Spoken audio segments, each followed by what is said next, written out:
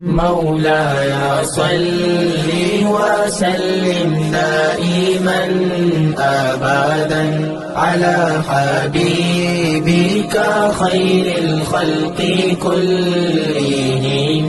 بسم اللہ الرحمن الرحیم الحمد للہ رب العالمین والعاقبۃ للمتقین والصلاة والسلام علی سید الانبیاء وخاتم المرسلین وعلی آلہ واصحابہ اجمعین اما بعد. الحمدللہ مرکز الطاہر جامعہ امینیہ رضویہ مظہر الاسلام مرکزی جامع مسجد سبحان اللہ غلام محمد آباد فیصل آباد میں حضرت قبلہ پیر طریقت رہبر شریعت پروفیسر ڈاکٹر محمد غلام غوث طاہری نقشبندی البخشی دامت برکاتہم القدسیہ کی کوششوں اور کاوشوں سے منعقد ہونے والی درس نظامی کی کلاس ترجمۃ القرآن میں آج ہمارا سبق سورۃ النساء کی آیت نمبر 34 سے شروع ہو رہا ہے. اللہ رب العزت ارشاد فرماتا ہے الرجال قوامون علی النساء بما فضل اللہ بعضهم علی بعض. مرد عورتوں پر حاکم ہیں. قوام قائم کی جمع ہے. قوامون قوام کی جمع ہے اور قوام فعال علام کے وزن پر یہ صیغہ ہے اس میں مبالغہ کا، اور یہ مبالغہ ہے قائم میں. ٹھیک ہے، قائم کھڑا، قوام کھڑا کرنے والا. ٹھیک ہے، اور قوامون کھڑا کرنے والے یعنی سہارا دینے والے. اور مراد ہے اس سے کہ جو مرد ہیں وہ عورتوں کو سہارا دینے والے ہیں، مطلب ان کی ضروریات کو پورا کرنے والے ہیں، اور جو جس کی ضرورتوں کو پورا کرتا ہے اس کو اس پر پھر ایک حق حاصل ہوتا ہے. ٹھیک ہے، اور اس حق کو حکومت کہتے ہیں، یعنی حکمرانی. حکمرانی کا مطلب ہے حکم چلانا. رانی لفظ جو ہے وہ راندن سے بنا ہے. راندن فارسی کا لفظ ہے جس کا معنی ہے ہانکنا، چلانا. جانور کو جو ہانکتے ہیں نا، بکریاں ہانکنا، بھیڑیں ہانکنا، تو وہ ہانکنا چلانا معنی ہے راندن کا. راندن سے مصدر ہے راند، اور اس کا حاصل مصدر ہے رانی. حکمرانی یعنی حکم چلانا. ٹھیک ہے، تو جو جس پر احسانات کرتا ہے، جو جس کی ضروریات کو پورا کرتا ہے، اس کو اس پر ایک حق حاصل ہوتا ہے جس کو حکومت یا حکمرانی کہتے ہیں، یعنی اس کا حکم ماننا لازم ہے. تو یہاں پر الرجال قوامون علی النساء کا معنی ہے مرد عورتوں پر حاکم ہیں، یعنی مرد عورتوں سے زیادہ درجہ رکھتے ہیں. عورتوں کو مردوں کے تابع رکھا گیا ہے، عورتوں کو مردوں کے محکوم بنایا گیا ہے. بیٹی کے اعتبار سے باپ کے تابع ہے، اور بہن کے اعتبار سے بھائی کے زیر سایہ ہے. بیوی کے اعتبار سے یہ خاوند کے محکوم ہے. عورت کو محکوم بنایا کر مردوں کو ان کا کفیل اور ذمہ دار بنایا گیا ہے.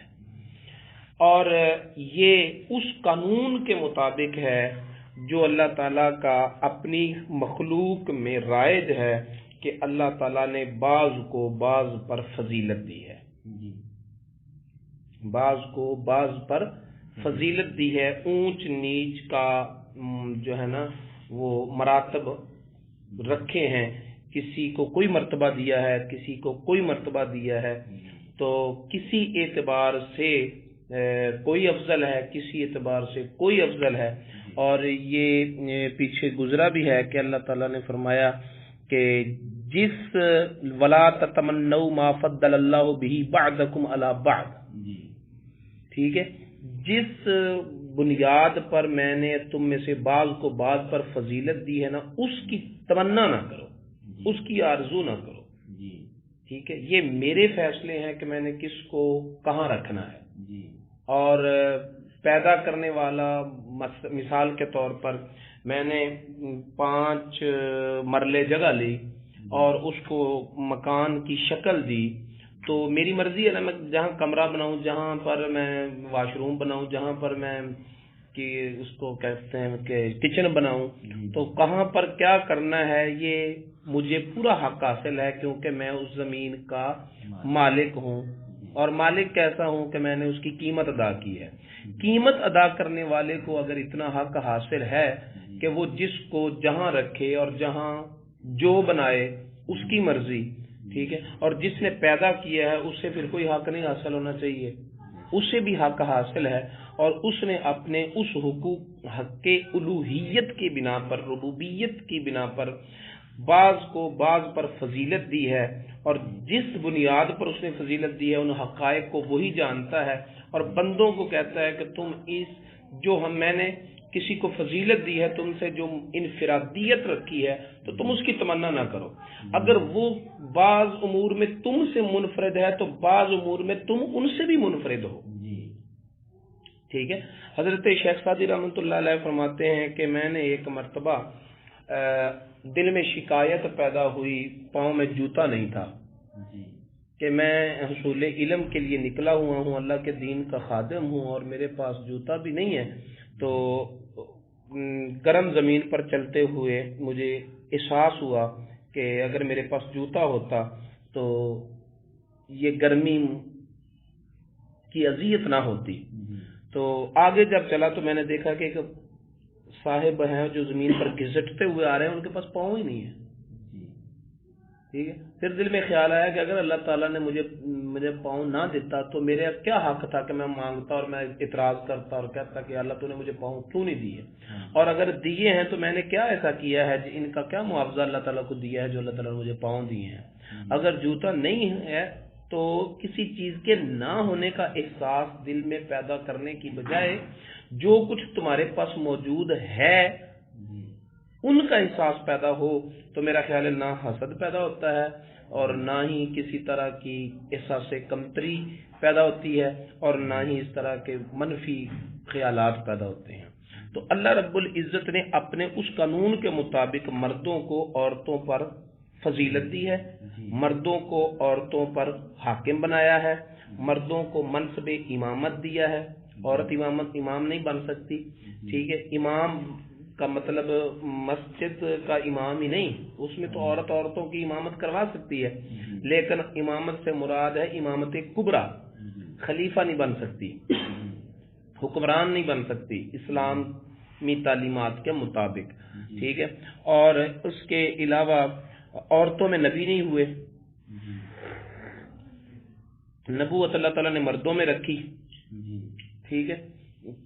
تو یہ امور ہیں جن میں اللہ تعالیٰ نے مردوں کو عورتوں پر فضیلت دی ہے۔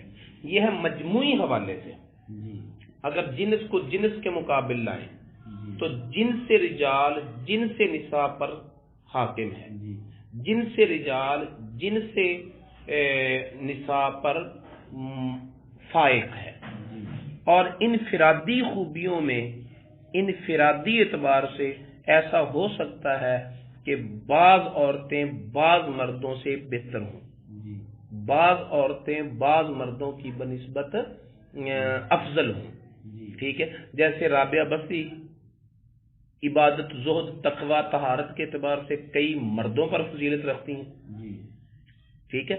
اور اسی طرح جیسے اللہ تعالیٰ نے قرآن پاک میں فرمایا لیس الذکر کالانثی، لڑکا لڑکی کی طرح نہیں ہے، تو وہاں پر الف لام جو ہے وہ عہد کے لیے ہے، معہود معین ہے، وہاں پر یہ نہیں ہے کہ مذکر جنس جنس انثى یعنی مؤنث جنس جیسا نہیں ہے، مرد عورت جیسا نہیں ہے، مطلب کیا ہے کہ عورت مرد سے بہتر ہے، اور یہاں کہا جا رہا ہے کہ مرد عورت پر حاکم ہے، تو دونوں آیتوں میں تضاد نہ مانوی تضاد نہ پیدا ہو گیا اور قرآن پاک میں تضاد ہے نہیں، تو وہاں پر مخصوص مرد مخصوص عورت مراد ہے، اور وہاں پر یہ کہا جا رہا ہے حضرت حنا کو کہ جو بیٹا تو نے مانگا تھا وہ بیٹا اس بیٹی جیسا نہیں ہے جو بیٹی میں نے دی ہے، یعنی مخصوص مرد مخصوص عورت سے تقابل ہو رہا ہے۔ مطلب یہ ہے کہ انفرادی طور پر بعض عورتیں بعض مردوں سے بہتر ہو سکتی ہیں، افضل ہو سکتی ہیں، حاکم ہو سکتی ہیں، فائق ہو سکتی ہیں، لیکن جب اعتبار جنس کا کیا جائے گا تو جنس رجال جنس نساء سے افضل ہے۔ ان میں نبی ہوئے ہیں، ان میں ولایت ہے، ان میں امامت ہے، اور کتنے کام ہیں جو مرد کر سکتے ہیں عورتیں نہیں کر سکتی۔ کیوں؟ اس کی وجہ کیوں جو ہے، اصل میں کیوں کا سوال تو ہوتا نہیں ہے، کیونکہ اللہ تعالیٰ نے جواب دے دیا ہے کہ یہ اس قاعدے کے مطابق ہے، بما فضل اللہ بعضهم علی بعض، کہ جس بنیاد پر اللہ تعالیٰ نے بعض کو بعض پر فضیلت دی ہے نا، یہ اس قانون کے مطابق اللہ نے مردوں کو عورتوں پر فضیلت دی ہے۔ اب کیوں اعتراض اللہ کے حکمتوں پر کرنے کی ضرورت نہیں، لیکن اگر بندہ عقلی طور پر سمجھنا چاہے تو اس کی سمجھ آتی ہے، ٹھیک ہے۔ وہ کیا؟ وہ سمجھ یہ آتی ہے کہ اللہ تعالیٰ نے اولاً حضرت آدم علیہ السلام کو پیدا کیا، پھر آدم علیہ السلام سے حوا کو پیدا کیا، تو عورت جو ہے وہ فرع ٹھہری اور مرد جو ہے وہ اس کی اصل ٹھہرا، اور اصل کو فرع پر برتری حاصل ہوتی ہے۔ ایک دوسری یہ کہ اللہ تعالی نے عورت کو مرد کی تسکین کے لیے پیدا کیا، جبکہ مرد کو اپنی خلافت کے لیے پیدا کیا، ٹھیک ہے۔ تو مرد کی تخلیق ہے اللہ کی اپنی ذات کے لیے، عورت کی تخلیق ہے اس مرد کے لیے، تو مقصود تخلیق کے اعتبار سے بھی مرد جو ہے وہ عورت سے افضل ٹھہرا، ٹھیک ہے۔ پھر اگر تقاضوں کے اعتبار سے دیکھا جائے کہ چونکہ عورت مرد کی تسکین کے لیے ہے، لہذا اس کو جسم کی ملائمت اس انداز کی دی کہ وہ مشقت کے کام نہیں کر سکتی، مشقت زیادہ برداشت، ان کو صنف نازک بھی کہا جاتا ہے کہ یہ مرد کو وجود اللہ تعالیٰ نے دیا، تو اللہ تعالیٰ کی یہ قدرت بھی دیکھیں کہ کیسی ہے۔ ایک ہی باپ کا نطفہ ہے، ایک ہی ماں کے رحم میں پیدا ہوئے ہیں، ایک ہی ماں کا دودھ پیا ہے، لیکن اسی ماں کے وجود سے جنم لینے والے مرد لڑکے کی ساخت بناوٹ اور ہے، اور اسی کا دودھ پینے والی اسی مرد کے نطفے سے پیدا ہونے والی عورت کا وجود اس سے بالکل منفرد ہے، نرمی ملائمت میں بھی اور ہر اعتبار سے بھی، جیسے دیکھا جائے شدت، سختی، زور، قوت، طاقت، ہر اعتبار سے، ٹھیک ہے۔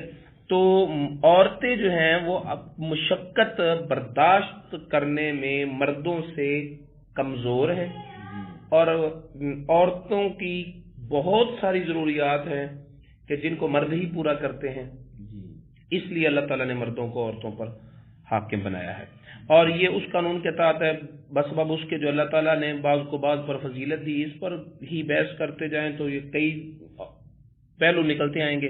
وَبِمَا أَنفَقُوا مِنْ أَمْوَالِهِمْ، اور اس سبب کے مرد جو ہیں وہ اپنا مال عورتوں پر خرچ کرتے ہیں، ٹھیک ہے۔ مرد کماتے ہیں، عموماً مرد ہی کماتے ہیں، اگرچہ بعض عورتیں بھی کماتی ہیں، ٹھیک ہے، لیکن کمانا عورت کی ذمہ داری نہیں ہے، کمانا مرد کی ذمہ داری ہے، ٹھیک ہے۔ اگر کوئی عورت کماتی ہے تو اس کا کمانا ممنوع بھی نہیں ہے، بشرطے کہ وہ خلاف شرع امور سے اجتناب کرے، ٹھیک ہے۔ عورت کا کاروبار کرنا ممنوع نہیں ہے، لیکن کاروبار کرتے ہوئے اسلام کی تعلیمات کا خلاف کرنا یہ ممنوع ہے، ٹھیک ہے۔ عورت کا ڈیوٹی دینا یہ ممنوع نہیں ہے، لیکن اس ڈیوٹی کے دوران مردوں سے اختلاط، غیر محرموں کے ساتھ جو ہے وہ اختلاط یہ ممنوع ضرور ہے، ٹھیک ہے. اگر شریعت کی پابندی، شریعت کے احکام کی پابندی کریں تو عورتوں کے لیے کمانا ناجائز نہیں ہے، جائز ہے، لیکن اصلاً یہ ذمہ داری مرد کی ہے، بسبب اس کے کہ مرد جو ہے وہ اپنا مال خرچ کرتے ہیں. فالصالحات تو نیک عورتیں کون سی ہیں؟ قانتات فرما بردار، حافظات للغیب بما حفظ اللہ، حفاظت کرنے والی غیب کے لیے، ساتھ اس کے جس سے اللہ نے ان کی حفاظت کی. یعنی اپنے غیب سے مراد یہاں پر ہے خامد کی غیر موجودگی. اس خامد کی غیر موجودگی جو ہے نا وہ غیب ہے خامد سے، ٹھیک ہے. ہر وقت وہ اس کے پاس ہی بیٹھا رہے گا تو پھر کمائے گا کیسے؟ ظاہر ہے اسے اپنے کسب کے لیے اس سے الگ ہونا پڑتا ہے. تو جب وہ خامد، جو وقت خامد کا غیبوبت میں گزرتا ہے، جو لمحے خامد سے غیب ہو کر یہ رہتی ہے، اس وقت یہ حفاظت کرنے والی اس چیز کی جس کی حفاظت کرنے کا اللہ نے حکم دیا ہے، یعنی اپنی عزت کی حفاظت کرے، خامد کے گھر کی حفاظت کرے، خامد کے گھر میں اس کو نہ آنے دے جس کا آنا خامد پسند نہیں کرتا، اور خامد کی نسل کی حفاظت کرے، اس کی نسل جو ہے وہ محفوظ رکھے. سب سے بڑی حفاظت اس کی یہ ہے. واللاتی تخافون نشوزہن، اور وہ عورتیں جن سے تم نافرمانی کا خوف کرو کہ یہ تمہاری نافرمانی کر رہی ہیں، تمہارے خلاف چل رہی ہیں، لڑ رہی ہیں، جھگڑ رہی ہیں، بات نہیں مان رہی، گھر کے حالات جو ہیں وہ پریشان کن کیے ہوئے ہیں اور آپس میں بن نہیں رہی، پھر کیا کرو؟ فَعِذُوهُنَّ، پہلا سٹیپ یہ ہے کہ ان سے بات کرو، انہیں سمجھاؤ، ان سے پوچھو کیا پرابلم ہے، کیا بدگمانی ہے، کیا آپس میں گفتگو کرو، بات چیت کرو. اندر ہی اندر کڑتے رہنا، کسی بات کو دیکھنا اور دیکھ کر محسوس کرنا اور محسوس کر کے فیل کرنا کہ یہ غلط ہو رہا ہے، لیکن بات نہ کرنا، اندر ہی اندر کڑتے رہنا، یہ نظام کو بھی خراب کرتا ہے، تعلیمات اسلام کے بھی خلاف ہے. ٹھیک، تمہیں اندیشہ ہے کہ تمہاری بیوی تم سے اپوزٹ چل رہی ہے، تمہیں کوئی شک پیدا ہوا ہے، تو اس شک کو اپنے اندر پالنے کی بجائے بات کرو. تمہارے بات کرنے سے تمہارا دل ہلکا ہو جائے گا اور جو تمہیں شک ہے وہ اس شک کا ازالہ ہو جائے گا. ٹھیک ہے. فَعِذُوهُنَّ، تو انہیں سمجھاؤ، پہلا مرحلہ ہے سمجھاؤ. تمہارے سمجھانے کے باوجود وہ تمہاری مرضی کے مطابق نہیں ہو رہی، پھر اگلا سٹیپ ہے وَاهْجُرُوهُنَّ فِي الْمَضَاجِعِ، ان کو تنہا چھوڑ دو ان کے بستروں میں، یعنی ان سے قربت نہ کرو، انہیں اپنی دوری کی سزا دو، بے اعتنائی برتو. ٹھیک ہے. تو اگر تمہارے بے اعتنائی برتنے سے، تمہارے الگ ہونے سے بھی وہ نہیں سمجھتی، پھر تیسرا سٹیپ ہے وَاضْرِبُوهُنَّ، انہیں مارو. ٹھیک ہے. اور بے شک اللہ تعالیٰ نے مارنے کی اجازت دی ہے مردوں کو، لیکن نبی پاک صلی اللہ علیہ وسلم نے عورتوں کو مارنے کو پسند نہیں کیا. پھر ہم یہ نہیں کہہ سکتے کہ اللہ تعالیٰ نے وہ حکم دیا جس کو، اللہ تعالیٰ کے حکم کو نبی پاک صلی اللہ علیہ وسلم نے پسند نہیں کیا. نہیں، اللہ تعالیٰ کے حکم کو اللہ تعالیٰ نبی پاک صلی اللہ علیہ وسلم نے پسند نہیں کیا، بلکہ اس حکم پر تعمیل کرنے کے طریقوں کو پسند نہیں کیا. ٹھیک ہے. اللہ تعالیٰ نے مارنے کی اجازت دی ہے تو اس کا مطلب یہ نہیں ہے کہ تم اس طرح مارو جیسے جانوروں کو مارا جاتا ہے. ٹھیک ہے. تم اس طرح غیر انسانی رویہ اختیار کرو. ٹھیک ہے. اللہ تعالیٰ کے حکم کو رسول اللہ نے پسند نہیں کیا، لیکن اس حکم کی تعمیل کے طریقے جو ہے لوگوں نے اختیار کیے اس کو ناپسند کیا. نبی پاک صلی اللہ علیہ وسلم نے فرمایا کیا وجہ ہے کہ میں تم میں سے اکثر لوگوں کی اپنی بیویوں کے ساتھ غیر مناسب رویے دیکھتا ہوں۔ تم میں سے بہترین شخص وہ ہے جو اپنے گھر والوں کے لیے بہتر ہے، اور میں تم میں سب سے زیادہ اپنے گھر والوں کے ساتھ اچھا سلوک کرنے والا ہوں۔ ٹھیک ہے، اور فرمایا اگر عورت کو مارنا ہو تو اس کے چہرے پر نہ مارو، عورت ہو یا مرد ہو، استاد شاگرد کو بھی مارے، چہرے پر نہ مارے۔ ٹھیک ہے، کیونکہ انسانی چہرہ جو ہے وہ انسانی وقار ہے۔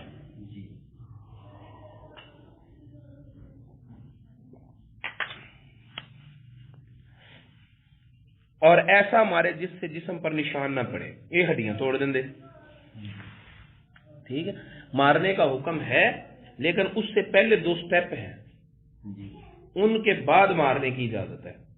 ٹھیک ہے، پھر اس کی تفسیر، قرآن کی بہترین تفسیر وہ ہے جو نبی پاک صلی اللہ علیہ وسلم نے خود فرمائی، اور نبی پاک صلی اللہ علیہ وسلم نے وَاضْرِبُوهُنَّ کی تفسیر میں لوگوں خامند کا اپنی بیوی کو مارنا پسند نہیں کیا۔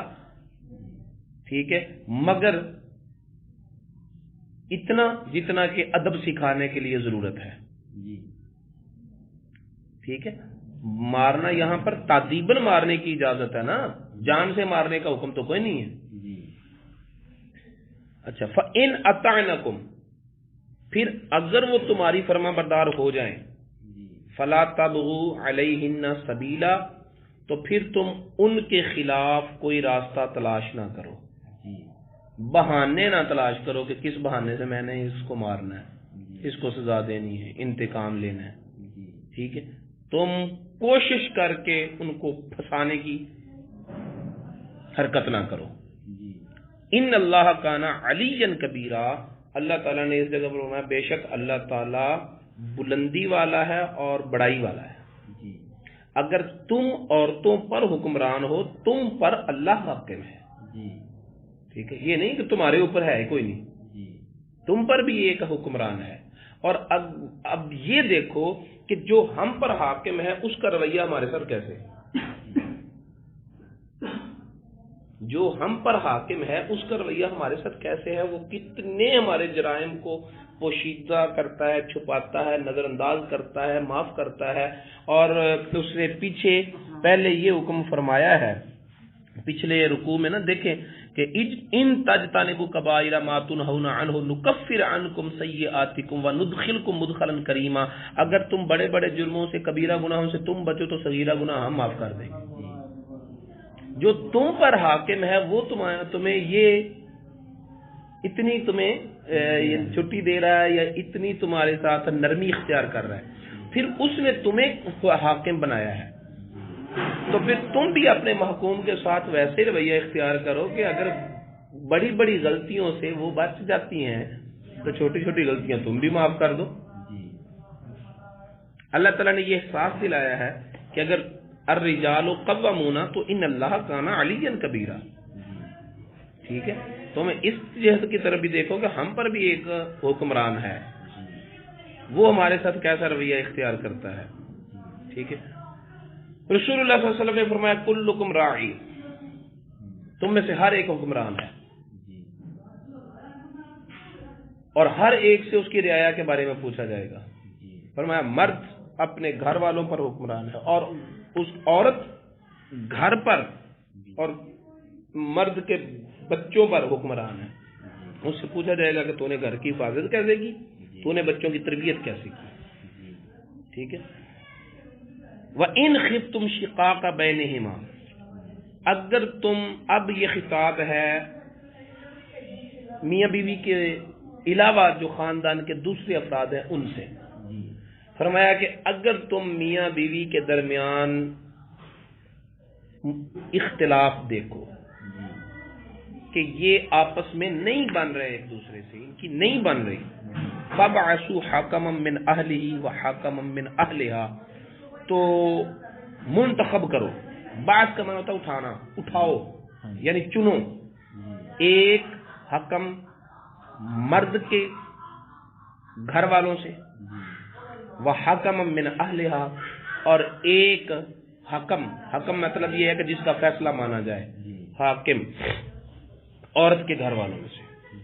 ان یریدا اصلاحا، یہ بڑا قابل غور جملہ ہے، اللہ تعالیٰ فرماتا ہے یہ جن کو چنا گیا ہے اگر یہ دونوں ارادہ کریں گے اصلاح کا، نیک نیتی کے ساتھ یہ دونوں کے معاملے کو حل کرنا چاہیں، شرارت نہ کریں، یوفق اللہ بینہما، اللہ تعالیٰ ان دونوں کے درمیان موافقت پیدا کر دے گا، میاں بیوی کے درمیان موافقت پیدا کر دے گا اگر یہ دونوں نیک نیتی کے ساتھ اصلاح کا ارادہ کریں، ٹھیک ہے۔ اور اگر یہ جب چنے جائیں اور انہیں موقع ملے تو پھر ایک دوسرے سے انتقام کا موقع لیں، پہلے تو اسی رشتہ کرانا نہیں چاہتے، ہوں سانو موقع ملیا لے ہوں اسی نا وہ کسراں کڈ دیں تے پھر ان دی شرارتاں دی وجہ کر کے انہاں دی صلح نہ ہوئے تو بعد دی گل ہے، ورنہ اللہ تعالیٰ کا ارادہ فرماتا ہے کہ اگر یہ دونوں ارادہ کریں اصلاح کا، جو چنے گئے ہیں حاکم، تو پھر اللہ تعالیٰ موافقت پیدا کر دے گا ان دونوں میں، یعنی میاں بیوی میں۔ ان اللہ کان علیما خبیرا، بے شک اللہ تعالیٰ علم والا بھی ہے اور باخبر بھی ہے، ٹھیک ہے، کہ جو حکم چنے گئے ہیں وہ کس ارادے سے اب کام کر رہے ہیں اللہ تعالیٰ جانتا ہے۔ وہ یہ بات، یہ یقین دل میں رکھیں کہ ہم جو کر رہے ہیں ہمارے ظاہری حالات کو، ہمارے باطنی معاملات کو اللہ تعالیٰ جانتا ہے، باخبر ہے، اس سے چھپی کوئی بات نہیں۔ نیک نیتی کے ساتھ جو ان میں دیکھیں بہتری، اس کے مطابق اصلاح کا ارادہ کریں، تو اصلاح وہ ہے جہاں صلح شریعت کے مطابق ہو۔ اصلاح کا مطلب یہ نہیں ہے کہ شرعی طور پر صلح نہ بنتی ہو اور پھر بھی صلح ہی کروائے، ٹھیک ہے۔ اللہ تعالیٰ نے فرمایا ہے اگر وہ اصلاح کا ارادہ کریں، اصلاح کا معنی ہوتا ہے حالات کی بہتری، اور بہتر حالات وہ ہوتے ہیں جو شریعت کے مطابق ہوں۔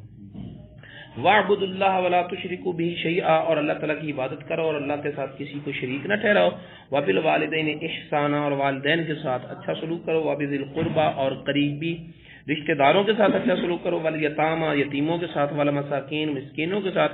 وَالْجَارِ ذِي الْقُرْبَى، وَالْجَارِ الْجُنُبِ، اور قریبی ہمسائے کے ساتھ اچھا سلوک کرو۔ وَالْجَارِ الْجُنُبِ، اور بالکل قریبی ہمسائے کے ساتھ اچھا سلوک کرو۔ یعنی اس کا معنی اعلیٰ حضرت نے یوں کیا کہ والجاری ذی القربہ، دور کا ہمسایہ، والجاری الجنب، نزدیک کا ہمسایہ، ٹھیک ہے۔ اور ان کے معنی میں اور بھی اقوال ہیں۔ والصاحب بالجنب، اور کروٹ کا ساتھی، اس سے گہرا دوست مراد لے لیں، اور بعض نے اس سے میاں بیوی کی رفاقت بھی مراد لی ہے، ٹھیک ہے، اور بعض نے اس سے یہ کہا ہے کہ جو بہت گہرا دوست ہو اس کو الصاحب بالجنب کہا گیا ہے، کروٹ کا ساتھی۔ وابن السبیل، اور مسافر۔ وما ملکت ایمانکم، اور جن کے تمہارے دائیں ہاتھ مالک ہیں یعنی تمہارے غلام، ان سب کے ساتھ اچھا سلوک کرو، کسی کے ساتھ بھی برا سلوک نہ کرو۔ ان اللہ لا يحب من کان مختالا فخورا، بے شک اللہ تعالی پسند نہیں کرتا ہر اس شخص کو جو متکبر اور سرکش ہو اور فخر کرنے والا ہو، بڑا بڑھنے والا۔ الذین یبخلون ویأمرون الناس بالبخل، وہ لوگ جو بخل کرتے ہیں اور لوگوں کو بخل کرنے کا حکم دیتے ہیں، پیسے بچاؤ، پیسے مال بچاؤ، ٹھیک ہے۔ بخیل اسے کہا جائے گا جو ضرورت کے وقت خرچ نہ کرے، اگر بغیر ضرورت کے خرچ کرتا ہے تو اسے سخی نہیں کہا جائے گا، اسے فضول خرچ کہا جائے گا۔ بخل کو بھی اللہ تعالیٰ نے ناپسند کیا ہے اور فضول خرچی کو بھی اللہ تعالیٰ نے ناپسند کیا ہے۔ وَلَا تُبَذِّرْ تَبْذِيرًا إِنَّ الْمُبَذِّرِينَ كَانُوا إِخْوَانَ الشَّيَاطِينِ، جو فضول خرچی کرنے والے ہیں وہ شیطان کے بھائی ہیں۔ حضرت عبداللہ بن عمر رضی اللہ تعالیٰ عنہ بکثرت صدقہ خیرات کرتے تھے، تو ان سے کہا گیا کہ لا خیر فی الاسراف، فضول خرچی کرنے میں نیکی نہیں ہے، ٹھیک ہے۔ انہوں نے جواباً کہا تھا کہ لا اسراف فی الخیر، نیکی کی راہ میں خرچ کرنے میں فضول خرچی نہیں ہے، ٹھیک ہے۔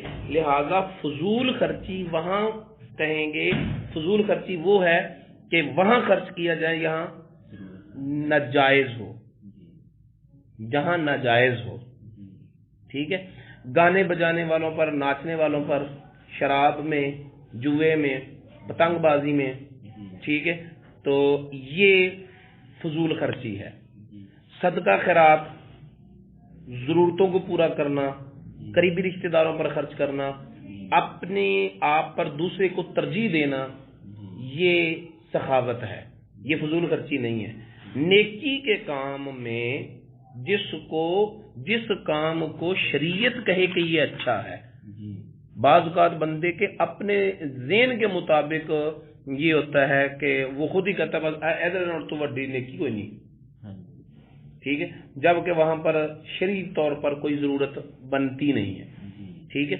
شریعت کے مطابق جہاں خرچ کرنا نیکی ہو وہاں پر جتنا مرضی خرچ کیا جائے فضول خرچی نہیں ہے، لیکن جس جگہ پر گناہ ہو، غلط ہو، اس جگہ خرچ کرنا فضول خرچی ہے۔ جہاں ضرورت ہو وہاں خرچ نہ کرنا بخل ہے، یا پھر جہاں پر خرچ کرنے کا اسلام نے، شریعت نے حکم دیا ہے، زکوٰۃ دینا، فطرانہ دینا، تو ان کو ادا نہ کرنا یہ بخل ہے۔ ضرورت کے وقت اپنے پیسے کو سنبھال کر رکھنا اور دیکھنا کہ سامنے لوگ جو ہیں وہ فاقوں مر رہے ہیں، تو اس وقت ان کی ضرورت سے بچانا یہ بھی بخل ہے، ٹھیک ہے۔ وہ لوگ جو بخل کرتے ہیں اور لوگوں کو بخل کرنے کا حکم دیتے ہیں، وَيَكْتُمُونَ مَا آتَاهُمُ اللَّهُ مِنْ فَضْلِهِ، اور چھپاتے ہیں اس کو جو اللہ نے اپنے فضل سے انہیں دیا ہے، یعنی مال کو، پتہ نہیں لگا نندے بھی میرے کو کتنے پیسے ہیں، ٹھیک ہے، لہذا لوگوں کو کدھر پتہ نہ لگ جائے۔ ایک صحابی نبی پاک صلی اللہ علیہ وسلم نے ایک سیرت کی کتاب پڑھا ہے، کتاب کا حوالہ میرے ذہن سے نہیں، غالباً انیس المشتاقین کتاب دا نا، 2 جلداں دے وچ نبی پاک صلی اللہ علیہ وسلم دی سیرت دے اوتے لکھی، تے انہوں نے ایک صحابی نبی پاک صلی اللہ علیہ وسلم دی بارگاہ چ حاضر ہویا تے وال دے بکھرے ہوئے، منہ کٹا مٹی پیا ہویا، کپڑے جڑے سی وہ بھی خراب، تے او سرکار مدینہ صلی اللہ علیہ وسلم نے فرمایا اللہ تعالیٰ نے تجھے کوئی مال نہیں دیا؟ اللہ تعالیٰ نے مجھے بہت دیا، اتنی بکریاں، اتنی بھیڑیں، اتنی گائے، اتنے اونٹ ہے میرے پاس۔ تو نبی پاک صلی اللہ علیہ وسلم نے فرمایا پھر سر سے تیل بھی لا لیا کر، تے تیرے جسم تو پتہ لگنا چاہیے، تیرے وجود تو پتہ لگنا چاہیے بھی اللہ نے تینوں نعمت دیتی، ٹھیک ہے۔ تو یہ بھی ایک انداز ہے کہ جو اللہ نے دیا اس کو چھپانے کا، کہ اپنی حالت خستہ حال بن کے رہنا تاکہ لوگوں کو پتہ نہ چلے کہ اس کے پاس کیا ہے۔ وَأَعْتَدْنَا لِلْكَافِرِينَ عَذَابًا مُهِينًا، اور اللہ تعالیٰ نے تیار کر رکھا ہے کافروں کے لیے ذلیل کرنے والا عذاب۔ وَالَّذِينَ يُنْفِقُونَ أَمْوَالَهُمْ رِيَاءَ النَّاسِ، اور وہ لوگ جو خرچ کرتے ہیں اپنے مال لوگوں کو دکھانے کے لیے، غریباں دی مدد کر دینے انہوں کو ووٹ لین واسطے، یا انہوں نے ویڈیو بنا کے اوپر اپلوڈ کرنے واسطے، لوگوں نو پتہ لگے بھی یہ بندہ بڑا سخی ہے، اے بڑا بندہ جڑا نا وہ بڑا خیر خواہ ہے لوگوں کا، ٹھیک ہے۔ والذین ينفقون، وہ لوگ جو خرچ کرتے ہیں اپنے مال لوگوں کو دکھانے کے لیے، ولا یؤمنون باللہ، اور نہیں وہ ایمان رکھتے اللہ پر، ولا بالیوم الاخر، نہ ہی قیامت کے دن پر۔ ومن یکن الشیطان له قرینا فساء قرینا، جس کا ساتھی شیطان بن گیا اس کو بڑا برا ساتھی ملا۔ یہ یعنی آخر میں یہ بات کرنے کا مطلب یہ ہے کہ یہ لوگ وہ ایسے کام وہ لوگ کرتے ہیں جن کا نہ ایمان اللہ پر ہوتا ہے نہ قیامت کے دن پر ہوتا ہے، اور وہ شیطان کے ساتھی ہوتے ہیں جو لوگوں کو دکھانے کے لیے خرچ کرتے ہیں، ٹھیک ہے۔ جس کا اللہ پر ایمان ہے، جس کا جو شیطان کا ساتھی نہیں ہے، وہ ایسا نہیں کرتا، ٹھیک ہے۔ وَمَاذَا عَلَيْهِمْ، انہیں کیا ہوتا اگر وہ اللہ پر ایمان لاتے اور قیامت کے دن پر ایمان لاتے، وَأَنفَقُوا مِمَّا رَزَقَهُمُ اللَّهُ، اور خرچ کرتے وہ انہوں نے خرچ کیا ہوتا اس سے جو اللہ تعالیٰ نے ان کو رزق دیا ہے۔ وَكَانَ اللَّهُ بِهِمْ عَلِيمًا، اور اللہ تعالیٰ ان کو جاننے والا ہے کہ کون کس ارادے سے کر رہا ہے، یہ اللہ جانتا ہے، ٹھیک ہے۔ ان اللہ لا یظلم مثقال ذرۃ، بے شک اللہ تعالیٰ ذرے کے برابر بھی کسی پر ظلم نہیں کرتا۔ ذرہ کہتے ہیں چھوٹی سی چیونٹی کو، جنہوں ککی کیڑی کہنے، یعنی چیونٹیوں میں سے جو سب سے چھوٹی چیز چیونٹی ہے جس کا وزن ہی نہیں ہے، یعنی کوئی ایسا آلہ ہے ہی نہیں جس پر اس کا وزن کیا جائے، بالکل خفیف جسم کے اعتبار سے بھی وزن کے اعتبار سے بھی، اتنا بھی اللہ تعالیٰ کسی پر ظلم نہیں کرتا، ٹھیک ہے۔ وَإِن تَكُ حَسَنَةً يُضَاعِفْهَا، اور اگر کسی کی نیکی ہو تو اللہ اس نیکی کو بڑھاتا ہے، وَيُؤْتِ مِن لَّدُنْهُ أَجْرًا عَظِيمًا، اور اپنے پاس سے اس کو بہت بڑا اجر بھی عطا فرماتا ہے۔ فَكَيْفَ إِذَا جِئْنَا مِن كُلِّ أُمَّةٍ بِشَهِيدٍ، تو پھر اس وقت کیا حال ہوگا جب ہم لائیں گے ہر امت سے ایک گواہ۔ یعنی ہر امت کے حالت اس امت کے نبی سے پوچھیں گے. کسی کے کیے ہوئے کام ڈائریکٹ اللہ کی بارگاہ میں شرف قبولیت پائیں نہیں. جب تک اس کا نبی اس کے عمل پر گواہ نہ ہو تب تک اللہ کی بارگاہ میں، یعنی اللہ تعالیٰ امتوں سے، ان کے نبیوں سے پوچھے گا امتوں کے بارے میں کہ کون کیسا کیسا تھا. آیت کا یہی مطلب ہے نا، فَكَيْفَ إِذَا جِئْنَا مِنْ كُلِّ أُمَّةٍ بِشَهِيدٍ. ایک مرتبہ اللہ وہ ہوگا جب امتوں سے پوچھے گا کہ میرے نبیوں نے تمہیں پیغام دیا یا نہیں دیا. وہ کہیں گے نہیں دیا.